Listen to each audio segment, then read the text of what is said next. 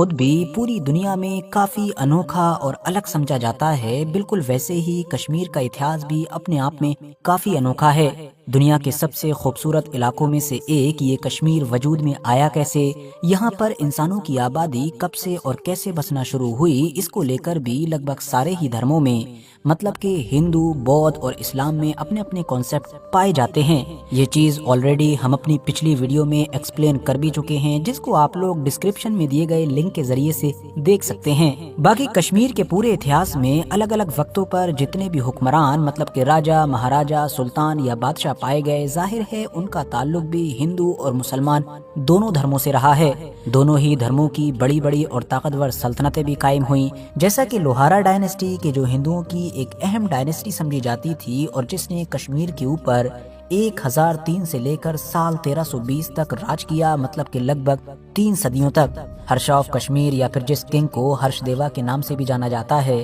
اور جس کے بارے میں اتہاسک کتابوں میں یہ کافی مشہور ہے کہ اس نے بہت سارے مندر توڑے تھے اور مندروں کو توڑنے کی ایک مہم چلائی تھی، اس راجہ کا تعلق بھی دراصل اسی حکومت کے ساتھ تھا۔ ویسے اس راجہ کے اوپر بھی ہم ایک کمپلیٹ ویڈیو بنا چکے ہیں، جس کو آپ لوگ ڈسکرپشن میں دیے گئے لنک کے ذریعے سے دیکھ سکتے ہیں۔ لوہارا ڈائنیسٹی کے بعد پھر یہاں پر مسلمانوں کا راج شروع ہوا اور شاہ میر سلطنت قائم ہوئی، جس نے اگلے لگ بھگ 200-250 سال تک لگاتار کشمیر کے اوپر راج کیا، اور پھر اس کے بعد 16ویں صدی میں کچھ دشکوں کے لیے یہاں پر چک ڈائنیسٹی قائم ہوئی اور چک راجاؤں کا بھی راج رہا، مگر تب تک وہ وقت آ چکا تھا کہ جب کشمیر ہی نہیں بلکہ پورے کے پورے ہندوستان کا ہی فیوچر بدلنے والا تھا، کیونکہ دلی اور آگرہ جیسے علاقوں میں بیٹھا ہوا ایک انسان بڑی تیزی کے ساتھ اپنا دماغ چلا رہا تھا۔ جیسے جیسے اس کا دماغ چل رہا تھا ویسے ویسے ہندوستان کا نقشہ بھی بدلتا جا رہا تھا، اور اب دماغ چلانے والے اس انسان کی نظر اس کشمیر کے اوپر بھی پڑ چکی تھی کہ جو سینٹرل ہندوستان کی راجنیتی سے عام طور پر اتہاس میں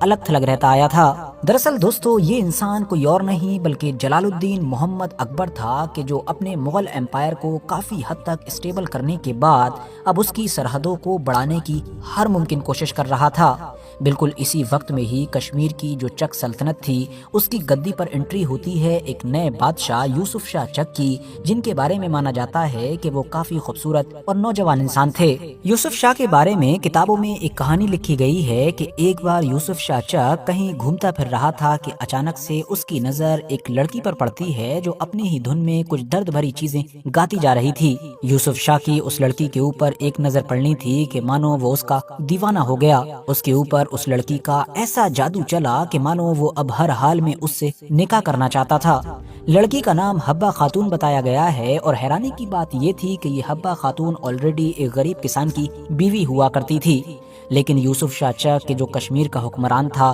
وہ تو ٹھان چکا تھا کہ ہر حال میں اس کو اس سے شادی کرنی ہی ہے، تو اسی لیے اس نے پہلے تو اس غریب کسان سے اس کو طلاق دلوائی اور اس کے بعد شادی کر لی۔ مگر نئی بیگم کا کشمیر میں آنا تھا کہ پھر یہ بھی دیکھا گیا کہ اب جو یوسف شاہ چک تھے وہ ہمیشہ میوزک، شاعری اور عاشقی میں ہی بزی رہنے لگے۔ نتیجہ یہ ہوا کہ ابھی 1 سال بھی نہیں گزرا تھا کہ انہی چیزوں کا فائدہ اٹھا کر ان کے خلاف بغاوت ہو گئی۔ ان کو جان بچانے کی خاطر وہاں سے بھاگنا تک پڑا، اور بھاگ کر یہ فوراً آگرہ پہنچے، جہاں پر انہوں نے مغل سلطنت کے حکمران اکبر سے مدد مانگی۔ اکبر نے مدد کے لیے حامی بھی بھر دی، اور اس کے بعد یوسف شاہ چک مغل آرمی کی مدد سے ہی ایک بار پھر سے کشمیر کی طرف بڑھنا شروع ہو گئے۔ مگر راستہ میں تبھی ان کی ملاقات اپنے ایک پرانے وزیر محمد بھٹ کے ساتھ ہوئی، اور جس سے مل کر ہی پھر ان کا من بدل گیا، اور ان دونوں نے مل کر اکبر کو ہی دھوکہ دیتے ہوئے اپنے کچھ پرانے ساتھیوں کو لیا اور ایک بار پھر سے کشمیر کے اوپر قبضہ کر لیا۔ جیسے ہی یہ خبر اکبر کے پاس پہنچی تو اس دھوکے کی وجہ سے اکبر کا تو مانو خون کھول اٹھا۔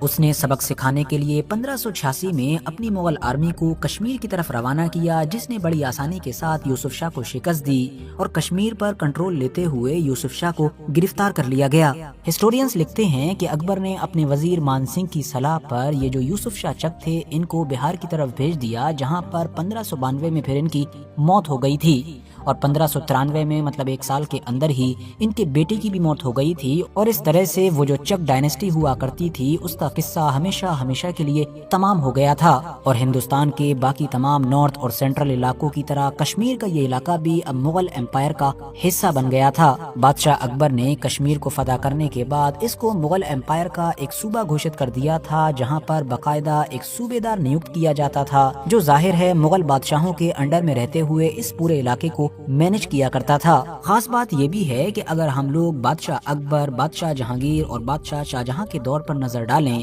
تو ان تینوں ہی لوگوں کا راج کشمیر کے لیے لگ بھگ ملا جلا رہا، یعنی ان تینوں ہی لوگوں کو کشمیر کافی پسند تھا، اور خاص طور سے جو بادشاہ جہانگیر تھا اس کا تو کشمیر سے ایک الگ ہی ناتا تھا، بلکہ وہی تو اتہاس کا وہ انسان تھا کہ جس نے کشمیر کے بارے میں وہ الفاظ کہے تھے کہ جو اتہاس میں ہمیشہ ہمیشہ کے لیے امر ہو گئے۔ مطلب بادشاہ جہانگیر نے کہا تھا کہ اگر دنیا میں کہیں جنت ہے تو وہ یہی ہے، یہی ہے، یہی ہے۔ مگر اس معاملے میں اگلے یعنی کہ مغلوں کے چھٹے حکمران بادشاہ اورنگزیب عالمگیر کا معاملہ تھوڑا الگ نظر آتا ہے۔ پہلی حیران کر دینے والی بات تو یہی ہے کہ اپنے لگ بھگ 50 سال کے دور حکومت میں بادشاہ اورنگزیب عالمگیر نے ایتہاسک دستاویزوں کے مطابق کشمیر کا صرف ایک دورہ کیا تھا۔ اس کی مین وجہ یہی بتائی جاتی ہے کہ کیونکہ بادشاہ اورنگزیب عالمگیر کے دور میں مغل امپائر اپنے پیک پر پہنچ چکا تھا، حد سے زیادہ بڑا ہو چکا تھا، اور بادشاہ اورنگزیب عالمگیر کا مین فوکس بھی ساؤتھ انڈیا پر رہا کرتا تھا، جبکہ یہ جو کشمیر ہے یہ سب سے زیادہ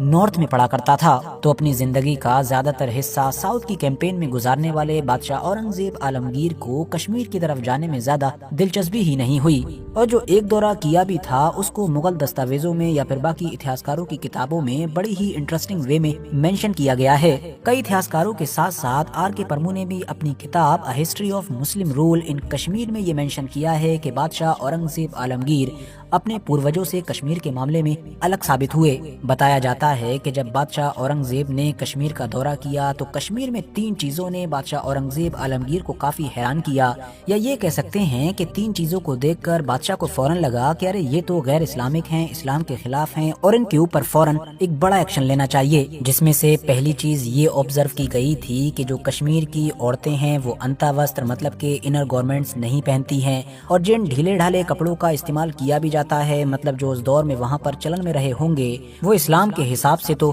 بالکل بھی معقول نہیں تھے۔ جبکہ دوسری چیز جو بادشاہ اورنگزیب نے وہاں پر آبزرو کی وہ یہ کہ کشمیر میں افیم کی حد سے زیادہ کھیتی ہوتی تھی، اور اس چیز پر بھی بادشاہ اورنگزیب کا اسٹینڈ کافی کلیئر رہا تھا کہ یہ سوسائٹی اور ہیلتھ دونوں کے لیے خطرناک ہے، تو ظاہر ہے اس پر تو ایکشن لینا ہی تھا۔ جبکہ تیسری چیز کہ جو بادشاہ اورنگزیب کو کشمیر میں ناپسند آئی وہ چیز تھی بھانڈ رنگ منچ۔ دراصل یہ ایک طرح کا تھیٹر تھا، یا آپ یہ بھی کہہ سکتے ہیں کہ یہ ایک ناٹک تھا کہ جو گاؤں گاؤں یا الگ الگ علاقوں میں جا کر دکھایا جاتا تھا۔ یہ ناٹک بھی جس طرح سے کیا جاتا تھا یا جن چیزوں کا اس میں استعمال کیا جاتا تھا ان سب کو دیکھ کر بادشاہ اورنگزیب عالمگیر کو لگا کہ یہ بھی پوری طریقے سے غیر اسلامی ہے، اسی لیے بادشاہ اورنگزیب عالمگیر کے اس اکلوتے کشمیری دورے میں ان تینوں ہی چیزوں پر بڑے ایکشن لیے گئے۔ مگر جیسا کہ ہم جانتے ہیں کہ پھر 1707 میں چھٹے اور آخری طاقتور مغل حکمران بادشاہ اورنگزیب عالمگیر کی ڈیتھ ہو گئی، اور ان کے بعد جتنے بھی مغل حکمران آئے وہ پہلے کے بادشاہوں کی طرح قابل ثابت نہ ہو سکے۔ نتیجہ یہ ہوا کہ مغل امپائر کی پکڑ سارے ہی علاقوں پر دھیرے دھیرے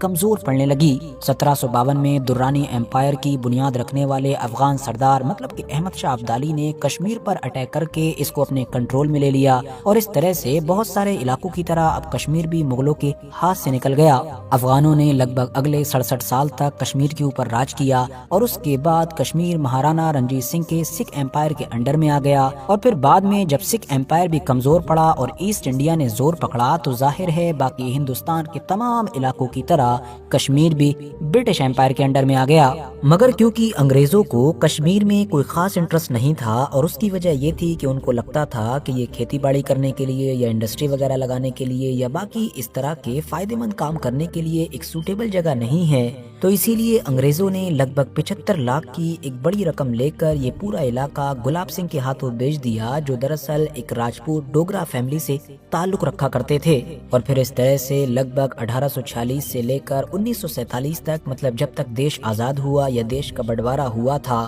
تب تک اس پورے علاقے پر اس کشمیر پر ڈوگرا فیملی کا ہی راج رہا تھا۔ آخر میں جاتے جاتے دوستو اس پورے مدعے پر اپنی قیمتی